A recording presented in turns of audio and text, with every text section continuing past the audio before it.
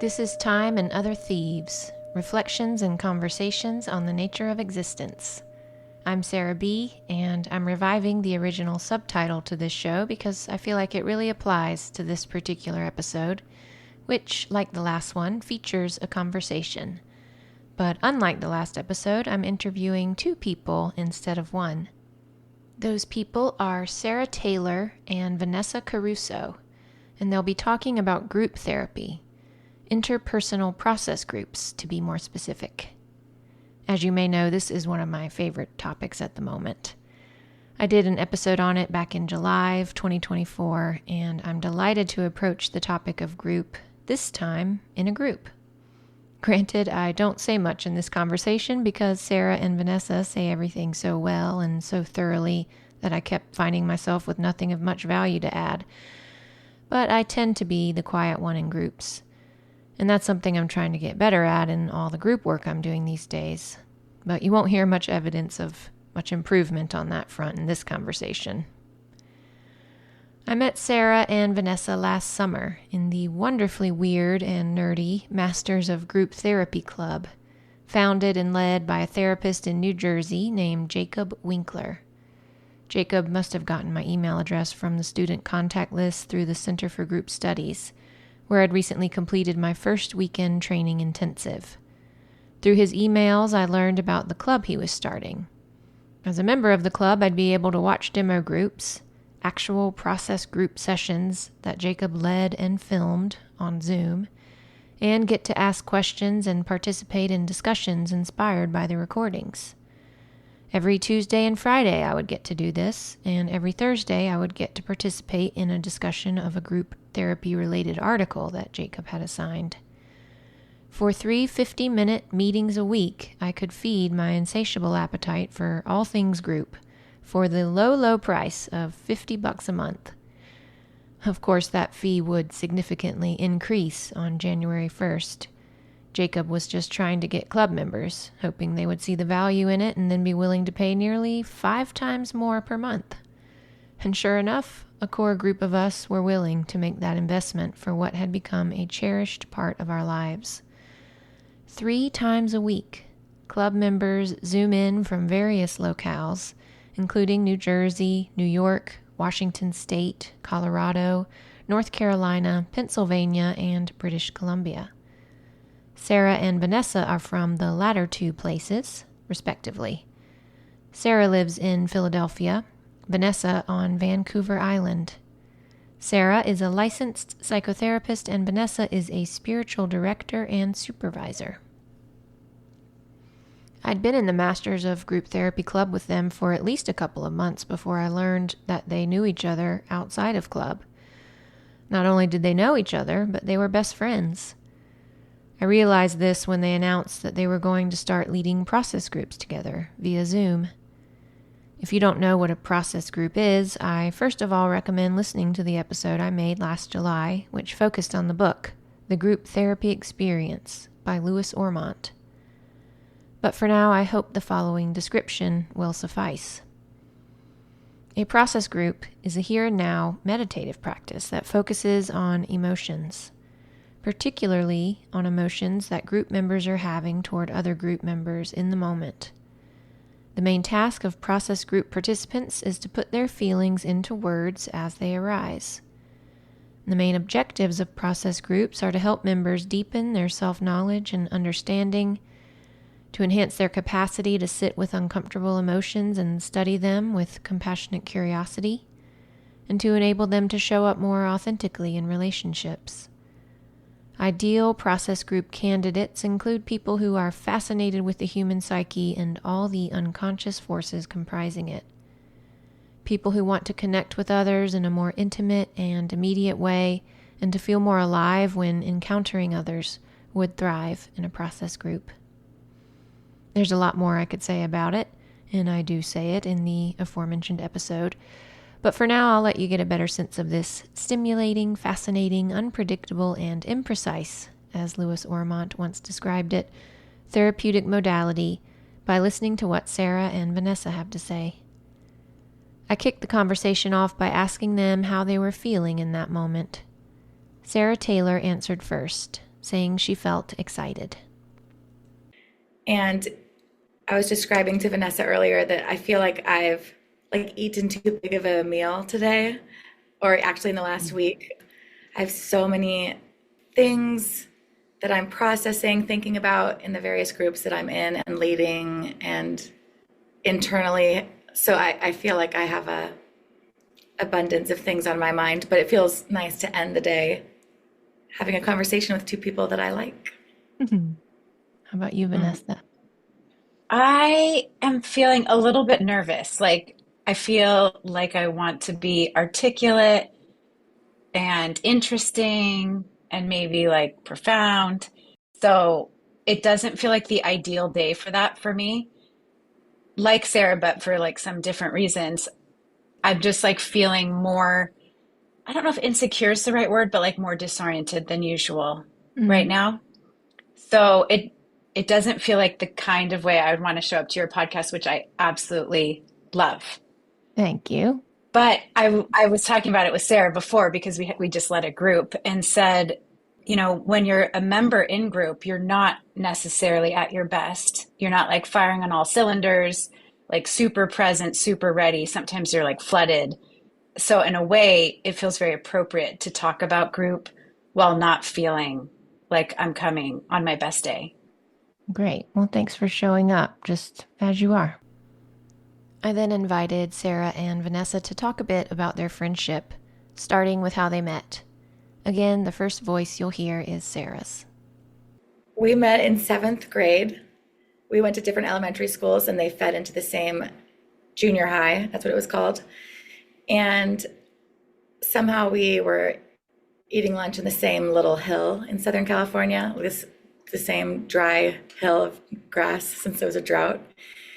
And I remember that you were so silly, Vanessa, which is like not even like a complimentary adjective. But I remember that you were a human like water fountain. Oh yeah. And And you I'm would like, fill your mouth up with water and then use like a hand that was like a and then you would like act as if someone was pushing on the water handle and then you would spit out a big arc of water. Sarah, oh my God. And I I forgot all these years that I used to do that. and I just thought it was so funny. And you were so beloved in that little group. And I was always so tightly, I just would never do something like that. It's kind of funny because recently we were talking about how we have different strengths in our leading, and you actually do have a playfulness about you today, like 30 years later. Really amazing. Yeah, and you have some tightly wound gifts. You can like stand back from a group and kind of diagnose what's happening in a really incisive kind of way. Whereas I'm like doing the water fountain and people are getting annoyed. Oh, I wish it wasn't true. I love it so much. People loved you so much. So I remember, and I'm sure that I was drawn to you more than vice versa. And I just loved being in your orbit throughout seventh and eighth grade. Vanessa got most popular in our middle school, and I got most friendly, which I think is also still true. Not always. Yeah, I feel like I was like very clean and agreeable and likable and straight A, and you were everybody's favorite. And then we went to the same high school and became even closer Hmm. until we announced our realization that we were best friends. I can relate to the seventh grade age and friendship in that time, and it's just the Hmm. most important thing in your life, and learning Hmm. who you are, learning who you're not through your friends, and my best friend to this day became my good friend in seventh grade. So Wow. yeah. I love that. Cool. Hmm. Listening to Sarah, I feel so much appreciation because she is like a friendship gardener. You know, like she can grow friendship if she wants to, and it just like thrives around her. And I was one of the plants that she chose early on.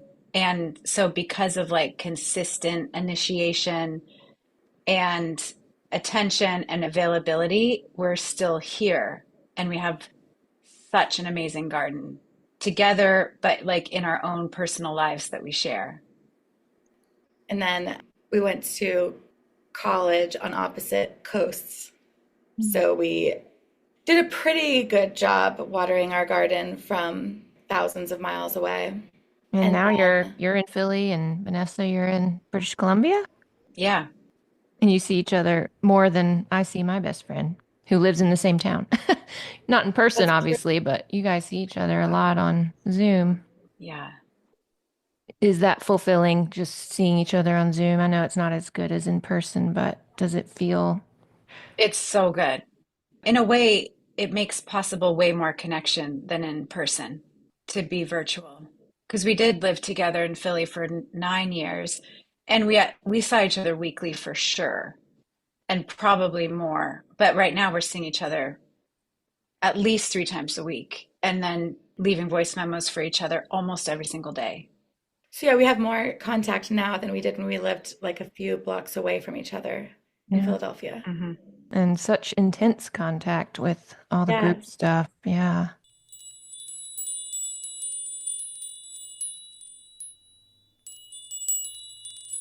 Well, how did each of you get into psychology and spiritual direction, which I think has a lot of overlap with psychotherapy? Yeah, I got into spiritual direction. I didn't know what I wanted to do with my life. Like in college, I just chose the major that I had gotten the most affirmation for, which was English, writing, reading. But I never thought about what I was going to do for a job. And then towards the end of university, I realized my favorite classes were theology. So maybe that's what I should study, or spirituality. So I did start at seminary, at two different seminaries, but didn't follow through on the degree because I didn't want to be a pastor. I didn't see the end goal.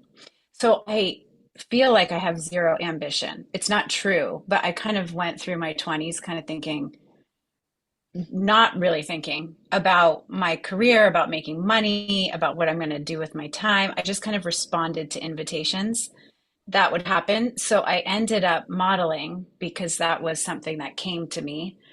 So I was doing that. I moved to Philly. I was working at a bakery and I heard someone talk about spiritual direction there.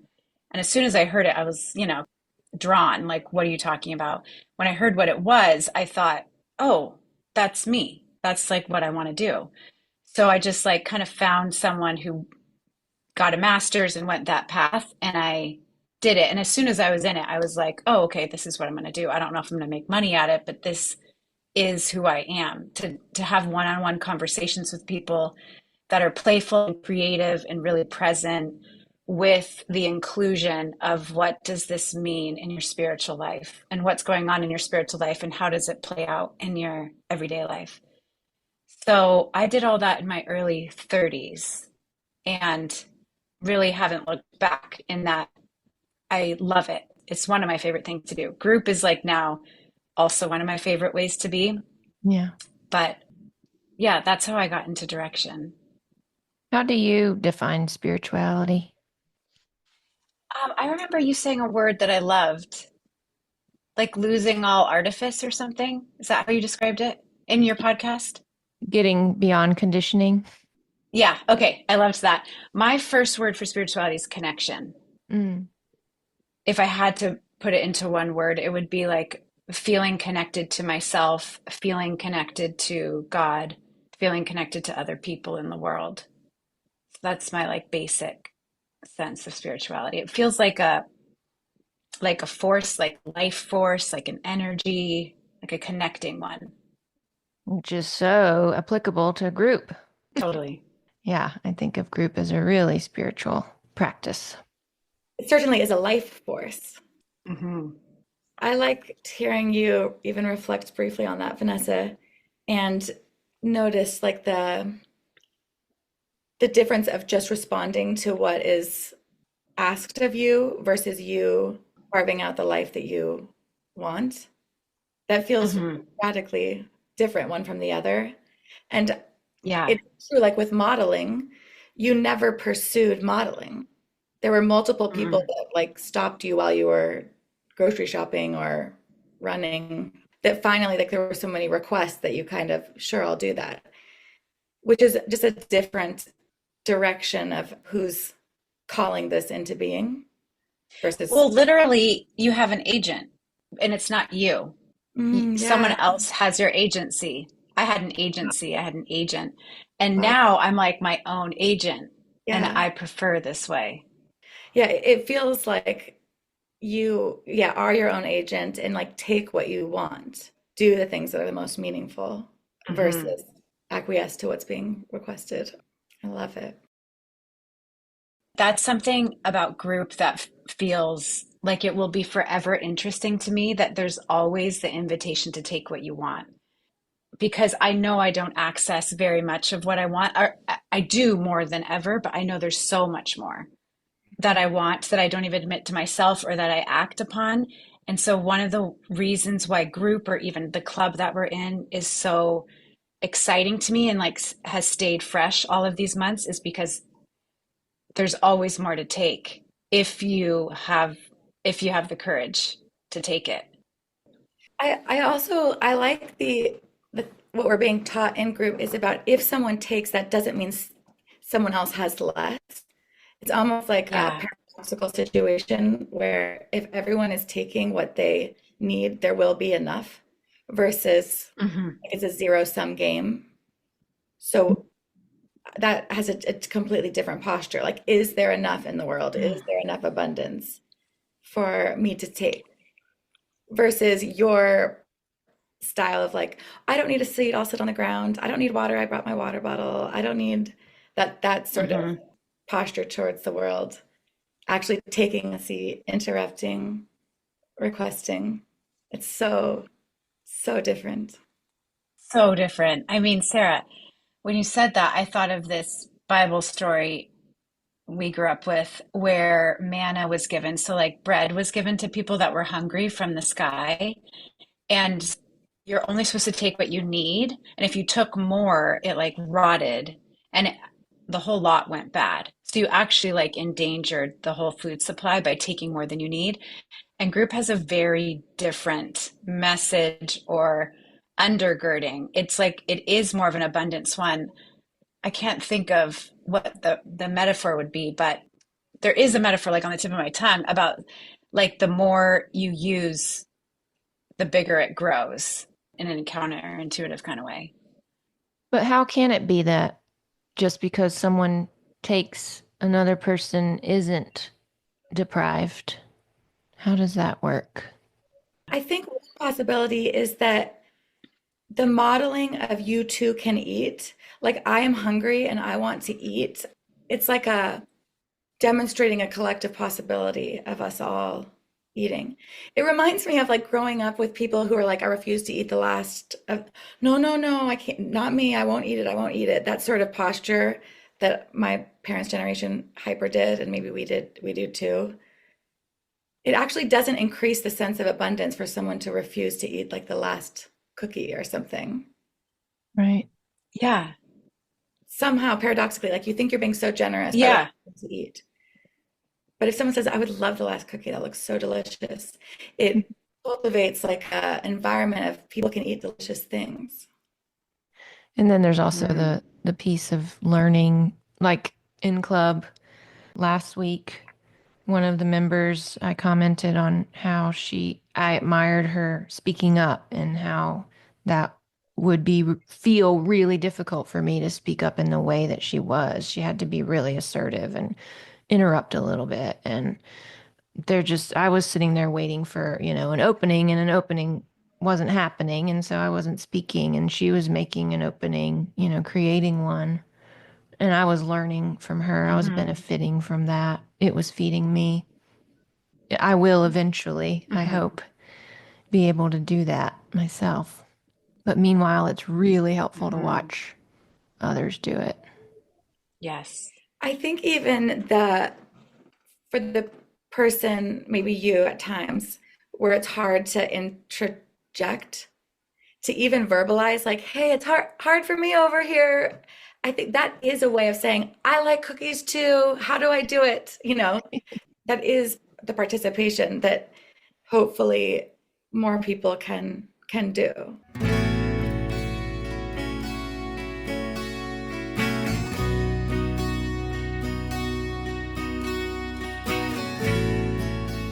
One association I have with group just lately is there's something here where I live called like the Makers Lab. And I've never been to it, but I've driven past it. And my understanding of what it is like the studio that has all the materials that you might need to craft or to like weld something. And there's some people there that can help you figure out how to do the kind of craft you want to do. So I've never gone to this, but the fact that it exists, I love. And maybe it's because I want to go there someday and I like want to learn how to make stuff. But group does feel very much like a maker's lab to me. Like there's all these different tools, there's all these different resources, and people are the primary one. And in real time, I get to repair, make something new, like make a new outfit. Like normally I'm in the world as the quiet one and as the listener and as the nice one. And instead of going to therapy on my own and talking about like how can I become more confident, which I do, and it does help, in group, it's like, oh, you're actually going to make the dress here and try it on and like walk down the runway. And it's an okay place to do that. So it has like a very in real time element to it and kind of like a fake it till you make it permission too. Like, yeah, I don't feel that comfortable with my anger, but here the rule is I need to kind of give it as it is instead of get perfect at being an angry person, and like a beautiful angry person is what I would like to be.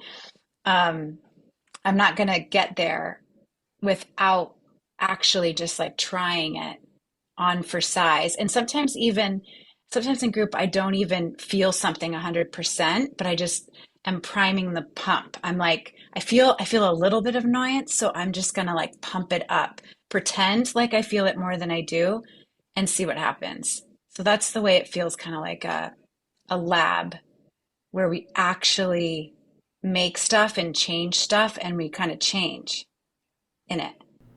You might be noticing that Sarah and Vanessa are both quite adept with metaphors. In our group therapy club meetings, I have been consistently impressed by their abilities on this front. Although one could argue that process groups aren't like a lab, they are a lab. A social laboratory in which members get to experiment with new and different behaviors and see what results. One could even also argue that actual chemical reactions are taking place. Well, Sarah, how did you come into psychology? I, when I was like 16, had a really major pivotal moment in my life in terms of vision. I was a very visionary and idealistic person and had like a social justice awakening.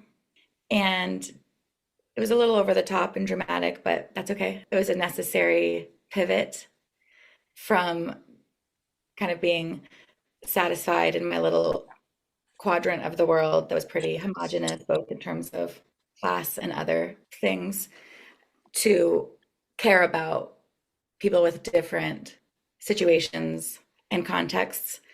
And so I went to undergrad specifically with the goal of learning about the social justice movement.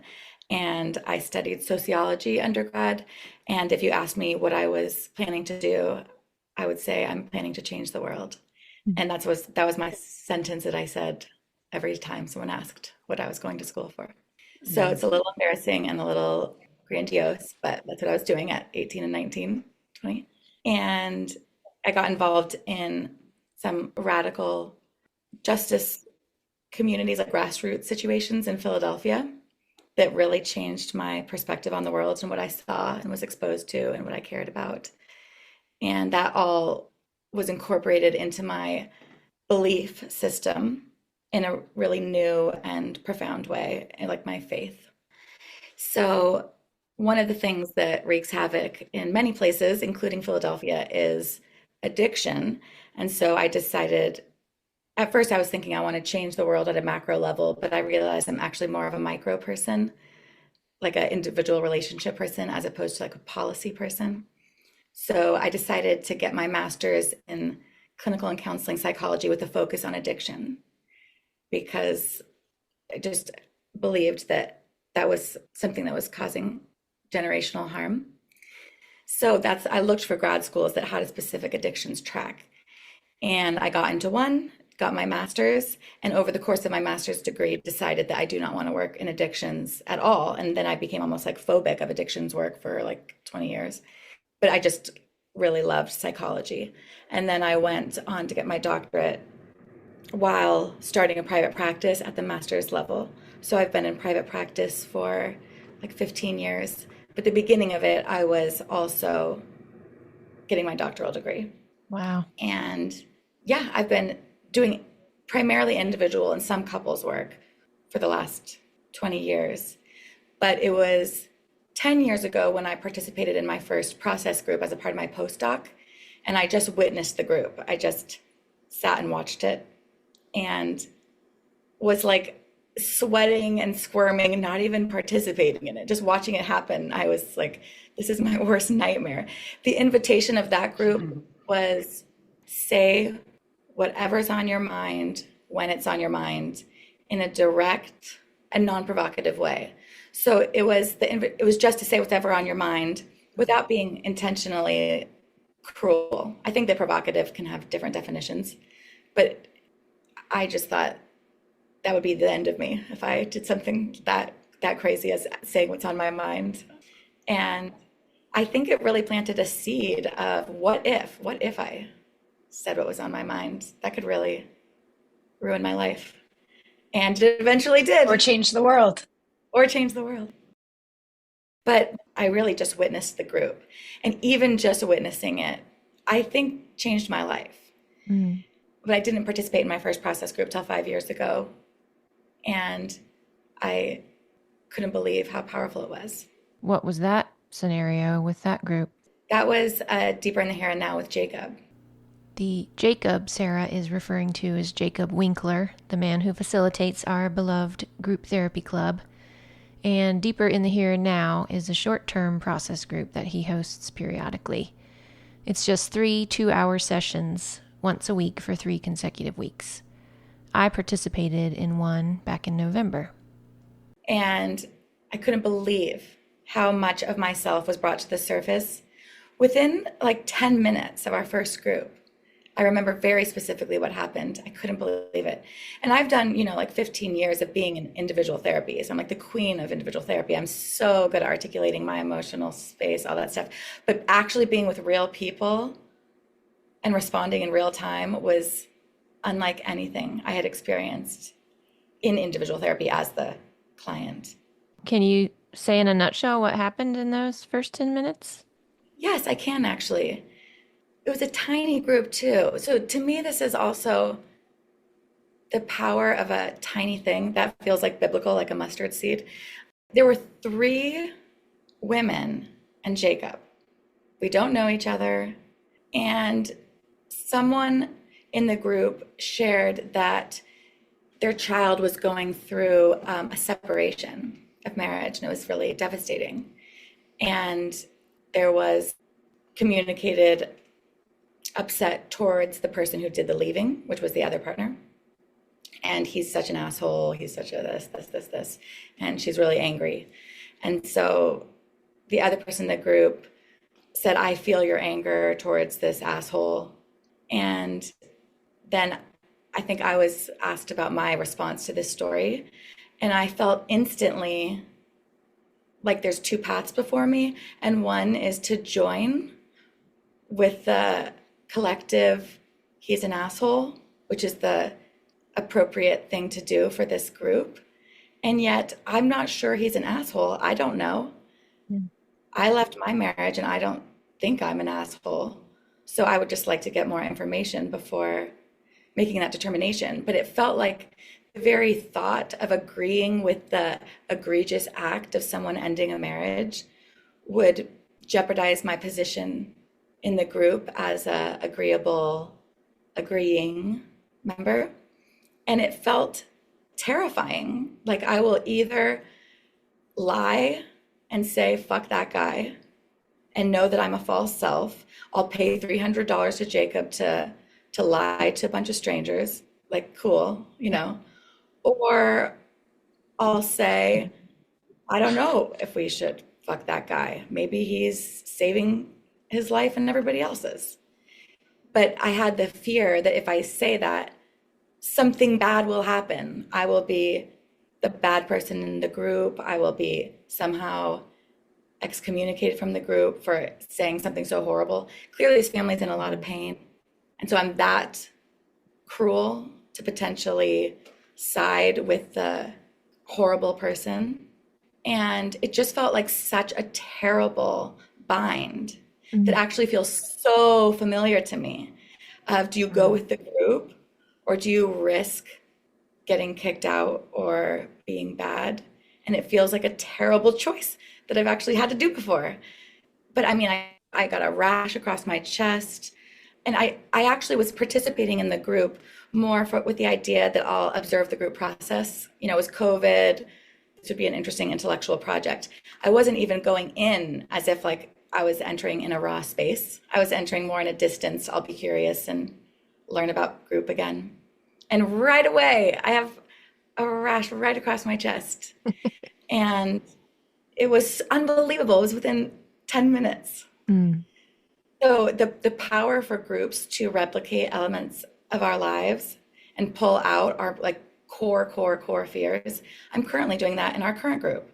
It's tapping so deeply. I can't even believe it. Like, how is this being brought into this group of strangers? I feel insane. I feel so regressed, so scared. And I also feel hope that by being able to do this together, we're making room for something new to happen rather than just a repetition. Right. And that's what's so powerful to me. And did you end up speaking your mind in that case? I did. I said the scandalous thing. And I wasn't kicked out of the Zoom. Yeah. So it was a reparative experience. I've had many of those in various ways, but that was a pretty significant one, and it was really quick. Yeah. Touches too on the payment piece. What are we paying money for? What are we going to get out of this? We're just going to keep doing our usual thing and lie and fit in and not take a risk. But Vanessa, the truth is that Yeah. we do yeah, a lot of times. right. I know. Hey, keep doing the same thing. Totally. Money feels like a really big part of what I've learned from paying for group, running groups, paying for club, receiving money for running groups. You know, like I didn't realize until you said it, like money's a huge part of my last year, which is like the process group year, 2024 for me. And the first thing I think I'm paying for when I pay for club and group is a relationship with me. I feel like what I get from it is me. I'm getting me. And so that's why it's trumped so many other things. Like I haven't gone to Pilates in 3 months and I really want to go back and I should, but I don't get me like quite as quickly as I get, or quite as straightforwardly as I get when I go to club and group. So I think that's why I've spent so much money on it, and why I want to make money on it too, is because even by leading, I'm getting relationship with myself, like way more relationship with myself than I've ever had before.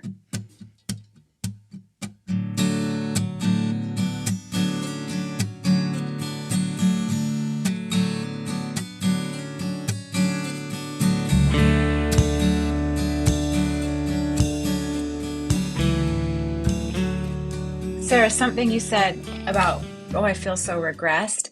And I love that permission in group two, that regression is progression, that it's going to get worse and feel worse before it gets better. I feel like that's transformative for me to kind of not only expect that, and then when it happens, to say, oh, they said this is good. Because everything in me wants to say, oh, this is bad. I should get out of this situation as soon as possible. But knowing that regression is actually progression changes things for me because I can do something new. It reminds me of like if you start working out in a new way and then you feel sore first before you feel stronger. And the period of soreness can feel like, wow, that just feels bad. Whatever. I that moving through the soreness is a part of moving towards the strength. And so that the discomfort of flexing muscles that have been Yeah. unflexed before is a part of the developing the muscle that you want. Yeah, regression for me, I think a lot of the time looks like just sobbing. I Hmm. can't talk. I'm so overwhelmed or scared or hurt, whatever the case may be. And I think that Hmm. is a really important part of the process, or has been for me. Just crying. Luckily, I've never been reduced to a blubbering mess as a group leader, and I pray to the group therapy gods that such a dreaded fate will never befall me. As a leader, I don't feel nearly as vulnerable as I do when in the role of group member, or it's a much different kind of vulnerability. I asked Sarah and Vanessa how they experience the role of leader versus the role of member. Here's what Sarah had to say. Well, when we first spoke into existence the possibility of us wanting to lead, that was only, I don't know, maybe May. Yeah. Anyway, it's not that long ago to go from zero intention to ever lead a group in my whole life, zero, as a psychologist, to what if we could? And then we actually joined another process group with the lens of we are participants, but we also are going to have a part of our imagination that what if we could do this? So we entered a training for life with that in mind. Training for Life is another one of Jacob Winkler's groups, which meets for 12 consecutive weeks as opposed to just 3. And I remember like halfway into the first group, I said, I changed my mind. I can't do it. I cannot lead. I can be a member and I need to be an individual therapist. I just need to stay in my lane. This is not mine. What made you It think felt, that? I think that the possibility and actually requirement of so much projection to happen towards the leader felt like I don't know if I can withstand that hate from the group, which is actually like a major Hmm. growth area for me still. I mean, not actually, it Hmm. is 100% a growth area for me to be able to be the bad object, to be make someone mad, or disappoint them. And I could see that happening to Jacob, and I just thought, I can't do it. I'll crumble into a little ball of dust. And the managing of different things that's happening in the room. I even think couples therapy is hard in that way versus individual. It's easier to be just tuned into one person. So when I'm in a group as a member, I'm trying to tune into myself, which feels like a singular focus, which is still a hard thing to do because it feels like there's consequences potentially. But at least I know what horse I'm paying attention to. Whereas in the Hmm. group, as the leader, I'm working harder at looking at like tracking and wondering and pulling. I'm not just paying attention to what's going on internally for me. I'm paying attention to that as well. So it's like another thing that I'm paying attention to. It just feels like I'm doing a lot in Yeah. my mind and body as a leader. And then what changed your mind? What made you say, I can do this? Well, one of Vanessa's best friends died. And I just thought, oh, you have one tiny life to live. So you got to do the things. Mm. And like Vanessa and I had a dream about leading together. And then it was just like my own fear of like not being brave enough or bold enough or competent enough that was the thing that was going to hold me back. It wasn't the lack of desire or this is valuable. It was just like fear based. And then in the face of like a sudden death, it was like, oh wow, you gotta do the brave, impossible things with your best friend, Mm. because that also is a potentially finite resource. So it felt like overnight that no, we will take back the things that we love about our life. And this feels so, and also Vanessa's friend Joy happened to be someone who more naturally said the unsaid. So it even feels like energetically correct for us to lean into something like a spot in the universe that she actually held pretty naturally, better than two of us. Profound. And speaking of joy, I would say that's something I love about leading because I'm co-leading with Sarah. So it's primarily enjoying doing this together. That is number one. So we're led by joy, like into leading groups, but also that's kind of like our main compass Agenda. is Mhm. what sounds fun, what brings us pleasure, what brings us delight, what do we want to do? Mhm. So that part of leading is like so much more fun than being a group member. Being a group member, the difference to me feels a little bit like being a parent versus being a child. Like it's really nice to be a child and not be responsible for the whole and just to say like you get whatever you need to get from this, do whatever you need to do from this. But in reality, that means I have to work with me and deal with me, and I'm scared about a lot of stuff that's in me. So that's actually very hard work to grow up.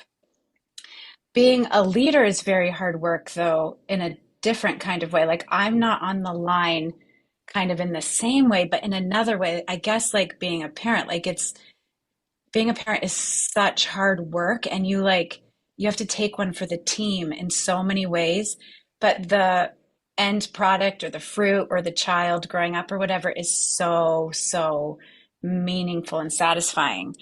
So I like them both a lot and kind of don't want to give up either one ever. I was going to say one more thing about leading. Yeah, I think leading also gives me a vantage point of like the synchronicity and the magic. I mean, the magic that happens in process groups that I'm not as conscious of when I'm a child, when I'm a member. And that just like enhances my life so much to be aware. I mean, we've had so many things happen in group that you could not script. And if it was scripted, it would seem too cliche or like too contrived or something like that. Things that people say and then what it brings out and what other people wanted to say or meant to say, like it brings me so much joy. So that's like one of the benefits of leading. Yeah. But it takes a lot of humility to lead because people get mad at you and like don't see what you're doing. So an experience I had recently was someone saying like you're not leading well. I could do this better because we need to go here. And I felt like we set up a playground. I'm the slide. You just slid down my slide for like 5 weeks. And then you're like, we shouldn't play on the slide. The better thing to do is to go on the swings. Like, haha. And I'm like, I'm the equipment. But as a parent, you don't like scream at your kids and say, like, I am the punching bag that you're hugging right now and that you're punching, but you actually need a hug. Mm. So you're like containing so much. And that's like aggravating to me, but also really empowering to me, really interesting to me. So I guess right now I'm like pretty enlivened by leading, but also feeling like I need to be back in a group to like kind of proportionally kind of keep up with the leader self. Cause like stuff is coming up in my psyche Yeah. that is a little unwieldy. And you only started the whole group journey last year, is that right? Yeah, I started in December of 2023. So basically, 2024 was my first exposure to process groups. Wow. And that was with Jacob as well. Hmm. Do you have a similar kind of experience to Sarah, the first group instantly in the deep end? I mean, I was like, I had invited a couple other people to do it with me, other spiritual directors to do it with me because it was just he was doing something new. It was like a 3 hour intro, just one time 3 hour workshop. So I had invited people to do it and no one had said yes. And this was like, oh, this is an easy entry. So I'll invite some people to do it and we'll do it together. So it was very uncomfortable because I knew them and I didn't realize the extent to which that would inhibit me from playing and like being myself and experiencing aggression or desire or whatever. So I could tell they were both very uncomfortable. And so that was like made me really uncomfortable. And yet I was like, oh, I am in this. I mean, I was sweating so much. I had like these huge sweat rings after getting out of that first group. To this day, that's consistent. I just tend to sweat a lot in group. If you were in that position now with those people that you know, do you think you would Mhm. handle it differently or be more equipped in Yeah, I surrounding? have since invited people like them to our groups, and it's good. I can be, it feels like a different self or something, and I feel okay about that. Like, yeah, I am a spiritual director, and I'm also a process group junkie slash leader, and I can do both.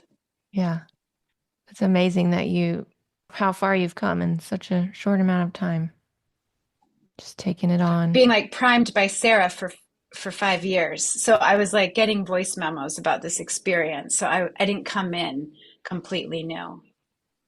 Sarah, has Vanessa lived up to your fantasy of what she might get out of group or be like in Oh, group? way beyond, way beyond. Yes. I mean, I didn't have an imagination for leading myself until Vanessa did it, and then we were excited about it together. It would not have been born out of me individually. I would not be leading groups if it Mhm. weren't for Vanessa.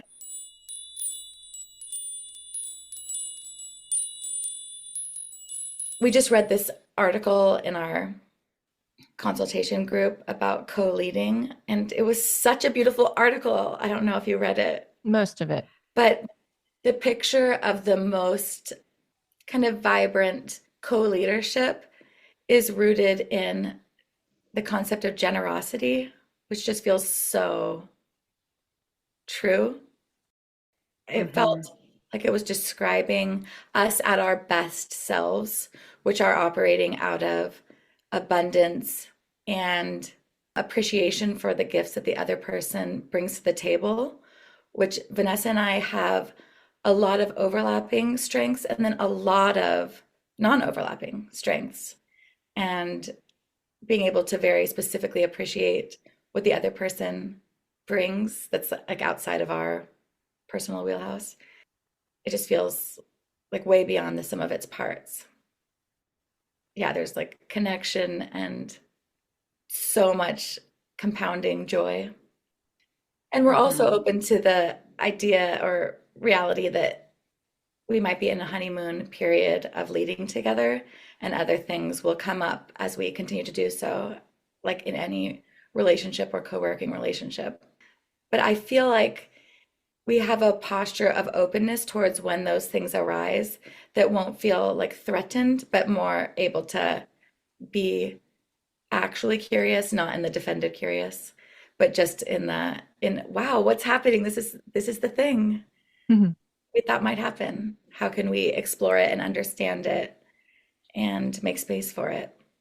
So you'll have us on your podcast in the future after we have our first rupture as co-leaders, and we'll tell you how it goes.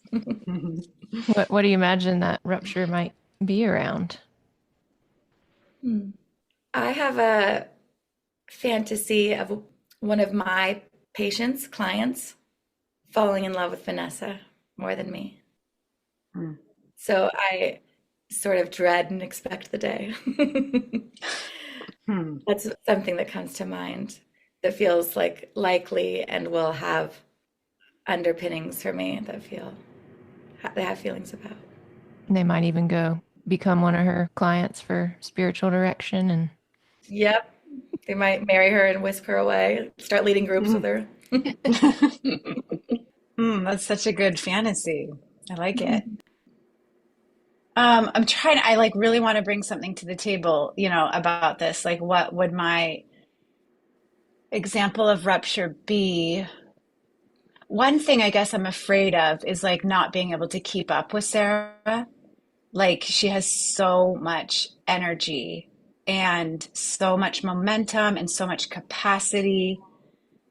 So that's probably like a way for me to soften my worst fear, but that's what I have access to right now is that it's something like I won't be able to catch up, or I'll get too behind, or I won't be responsive enough, or something like that. Like some kind of lag between us that creates disruption. Do you have any thoughts on that, Sarah? It's not as flattering as having one of your patients fall in love with me. Um, I do think that we have different energy reserves. We do. I actually was just talking Mhm. about this with a client today, an individual client who was saying that her friends are always disappointed in her, like she's not meeting their needs. And I was like, I know people like that who are like so, so, so beloved that they can't possibly meet the relational needs of everyone that wants them to be their best friend. And so I was describing you. I said, actually, my best friend. There's lots of people that want so much from her that she feels like she can't produce. And then what do you do when there is a mismatch of, I mean, I don't even know if miss is the word, but just a difference in energy. Mhm. Because she was saying that she has friends that have much more energy reserves and want much more contact than she's able to give. So how do Mhm. you have a sustaining friendship with different, even just strict relational capacity or talk on the phone capacity or meetup capacity? And I think you can, but it requires more creativity than just a perfect, like identical twinship of energy. Mhm. So I actually think that this difference between us is good if we can figure out how to collectively thrive with different resources. And I Mhm. also think that's true in our groups. Like, I want people to coexist, the people that are 60 miles an hour and the people that are 5 miles an hour. Like, how can we have a meaningful, sustainable, everyone is present and moving without trying to like put major brakes on people or like tell other people to speed up? Like, how do we Mhm. do this?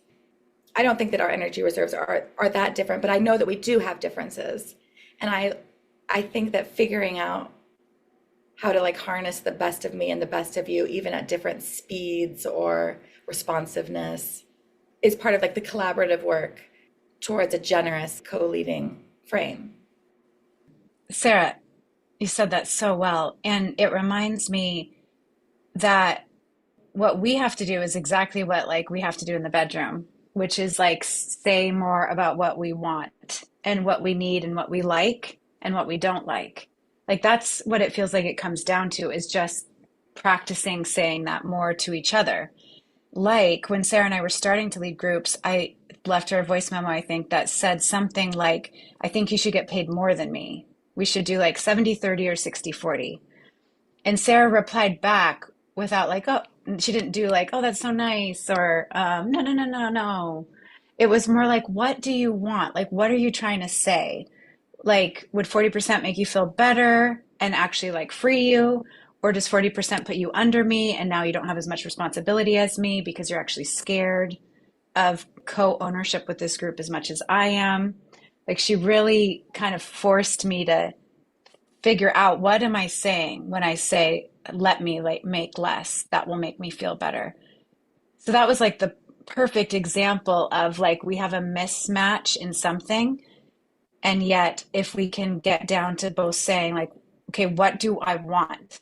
And can I tell you that? And then you like tell me what you want, and we kind of trust that we'll figure it out. Do y'all talk before your group starts? Do you check in with each other? Yeah, most groups we do get on at least like 10 or 15 minutes before just to check in and see if there's anything in particular in the present moment that we're feeling inclined to or drawn towards. Like, what do we want today for us? Or what do we want today for the group? Just to name that. Well, I think it is just endlessly rich, you guys being best friends. I mean, it's a kind of marriage, right? Wouldn't you It say? feels like that. Hmm. And y'all growing together through group, in front of a group, they learn from your relationship. I mean, this is so unique. This is so different. I don't know if this has ever happened, ever, in the history of groups. Have two such close friends done this? It's really awesome. One of the things that the article said is that it could also elicit envy in participants. And Hmm. so I already have my kind of ear up for that and have already kind of experienced it a little bit. So I think that it's also evoked like the child who is so happy that the parents are so happy. And we actually asked a playful question about what the group imagined about us. And one person responded like, you're both just the best of it was like this very like idealized merged self, like we both are Hmm. equally wonderful in every way, you know. And it was like it felt Hmm. like a resistance to even identifying that the quote unquote parents are separate beings, let alone with different strengths. It was like a real merged, no, our family is perfect in every way. So that was like a fantasy, a wish. And also some little like hints of envy and then splitting. So both all of that will happen, and that's okay. Do you think you'll ever try to do a in-person intensive situation at some point as leaders? Wow, that would be that's the dream I I'd have. love Much for to. you. It's my new dream to do it in person in Philadelphia or something like that. You've never been a member, Vanessa, of an in-person group. And I guess, Sarah, your only member experience was the one where you were more observing in person. Correct. Yes, I've Yeah. never been a member of an in-person group. That would be something. It's definitely different. I only do run in-person groups. I haven't run any virtual ones. I might someday, but I was more interested in doing in person. There's benefits to both, but I recommend, Yeah, I'd like to learn. yeah, Me too. I'd like to know the difference kind of in my body of doing it in person. right. Hmm. Well, you're sharing the same space, same temperature, breathing the same air, and you can see people's entire body. That really does make a Hmm. difference. And you have to be more proactive in checking in on people. Like Zoom, all the faces are right there, and you can just, with the movement of your eyes, very subtly observe everyone. But in person, you're like, it's very obvious that you're scanning the room. Hmm. Hmm. Or you're leaning in towards someone, or, it's Yeah. definitely different. I like it. It wasn't long ago that in-person process groups were the only option. I get the impression that they've become pretty rare. They definitely are here in Asheville. The first group I ever participated in, back in 2022 and 23, was on Zoom, and one of the reasons I left that group was because I wanted to experience an in-person one. And last June, I did join an in-person group, co-led by two men, and I stayed in that group for 6 months. I decided to go back to being in one of the Zoom groups my clinical supervisor leads because I want to keep learning from her. Her leadership style is more in alignment with the kind of group leader I want to be than the style of the male therapists who led the in-person group. While I wish my supervisor led in-person groups, as I do much prefer that, it is very convenient to do it on Zoom, and she does at least offer once yearly, day-long in-person intensives.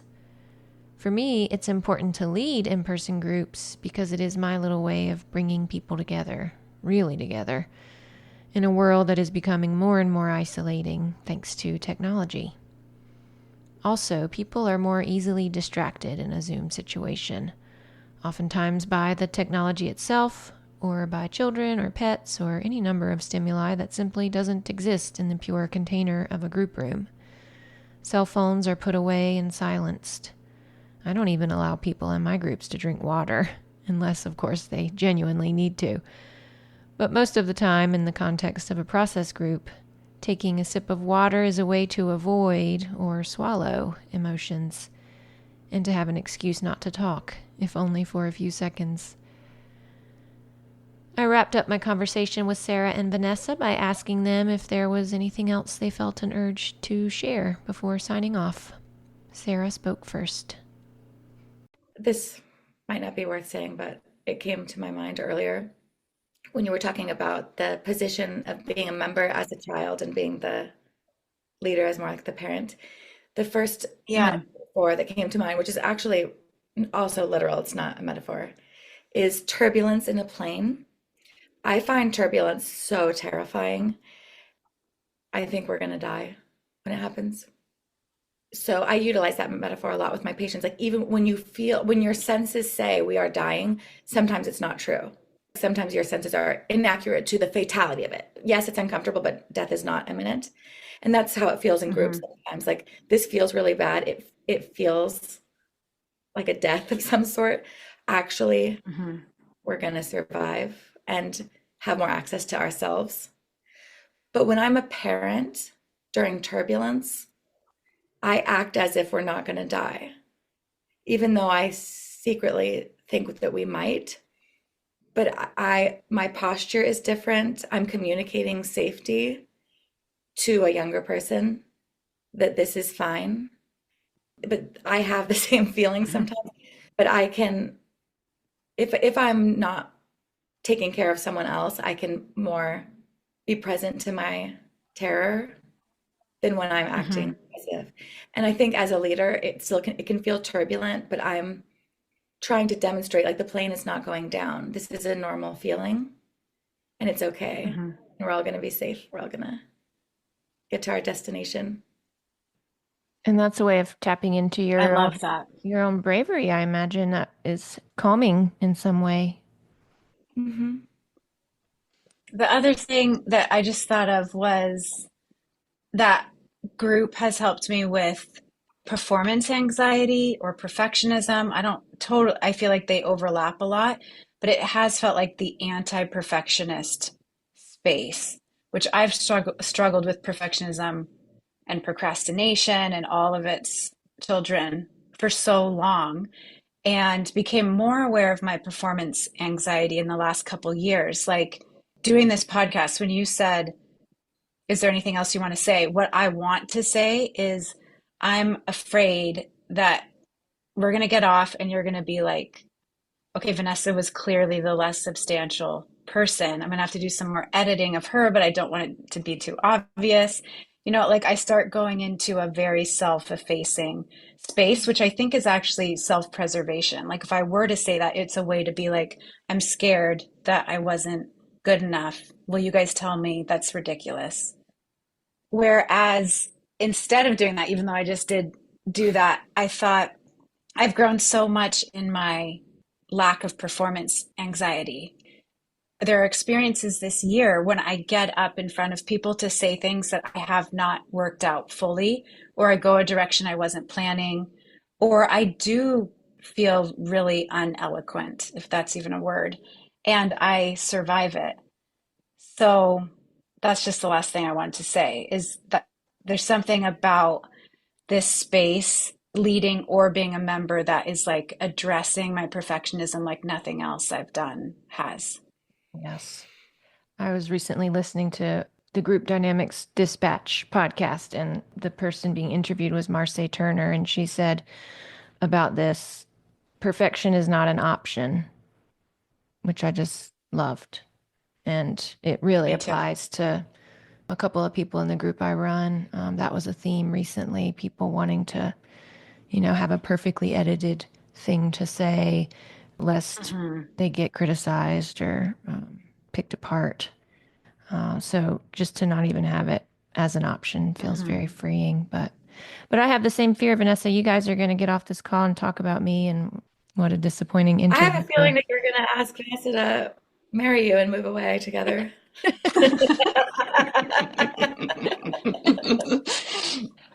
Or a microcosm. Yes.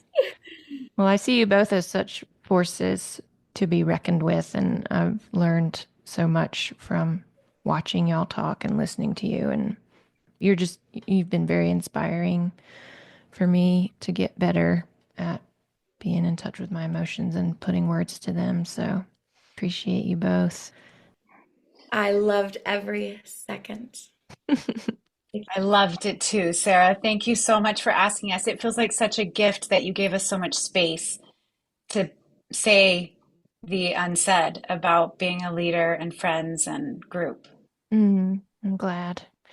And would you tell people where they can learn more about saying the unsaid? Yes. Let me pull up our website to make sure I have it right. www.sayingtheunsaidgroup.com. Great. Do you have any openings at the moment for new members? We're figuring that out. We are kind of full. But you can contact us and say you want to be in a group because we have a lot of new times that we're considering opening up. Awesome. All right. Hopefully, I'll see you on Thursday in club. Vanessa, why haven't you been coming on Tuesday? I have a fantasy it's because you don't want to watch the demo group. The way the demo groups work in our club is for each demo group, Jacob invites a club member to co-lead with him, assuming that member wants to lead. Sarah, so far, has not wanted to. I've co-led once with Jacob, and Vanessa has done it twice. The demo group I just mentioned was the second one she co-led, and we've been watching the footage for the past few weeks during our Tuesday club meetings. Is it my demo group? Mm-hmm. That was unconscious. I forgot about that, but thank God because that was difficult. Oh, yeah. Okay, maybe that's why. But I had a totally other reason today to not come. And last week. Yeah, conveniently. Well, last week you were traveling, and the week before you were in California. Yeah, that was a really intense I group. felt like That was very intense for me. I was doing my thing where I get really sleepy, which means I'm like, well, as Jacob said today, there's probably a lot of aggression happening, and I'm just like shutting it down. Yeah. Well, I hope you come next Tuesday. I will. I will come. I forgot about it. I do want to learn from it. Oh my God. It hasn't gotten to the worst part, so you're gonna be able to. Okay, good. You know what the worst part is? Well, I just know some elements of the worst part. That's how I know that I we're told not. her. Yeah. Mm-hmm.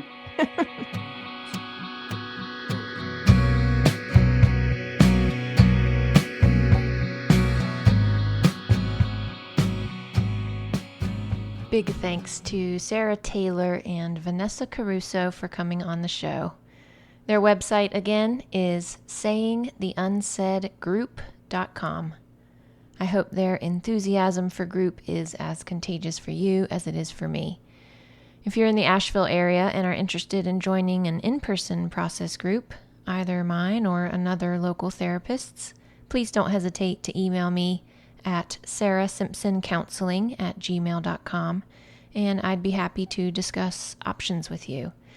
It has become a mission of mine to make people more aware of the profound opportunity for psychological, emotional, and spiritual growth that interpersonal process groups offer.